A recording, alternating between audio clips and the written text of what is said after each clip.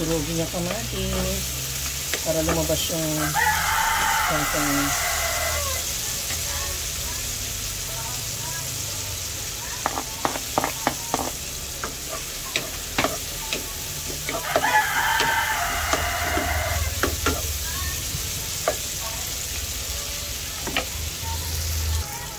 Nilagyan ko siya ng luncheon meat.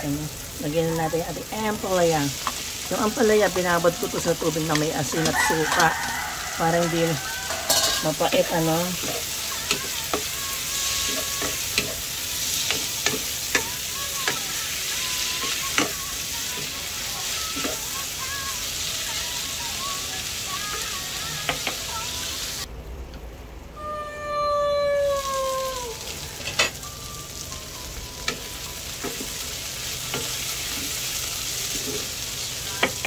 Lagyan na tayong tubig.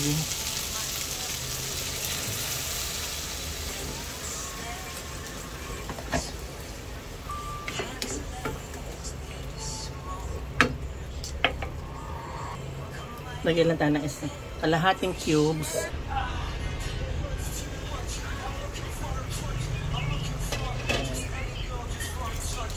Lagyan na po natin yung itlog natin.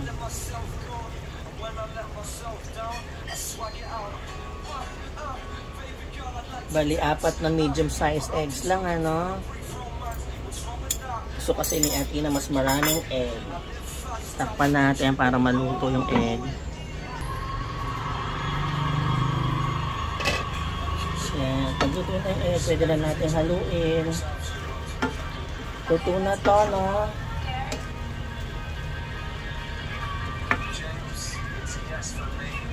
Tikman na natin ang masarap na gisang ampalaya with egg and luncheon meat.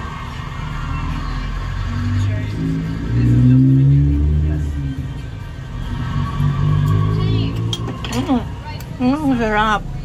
Kaya tayo makakigil.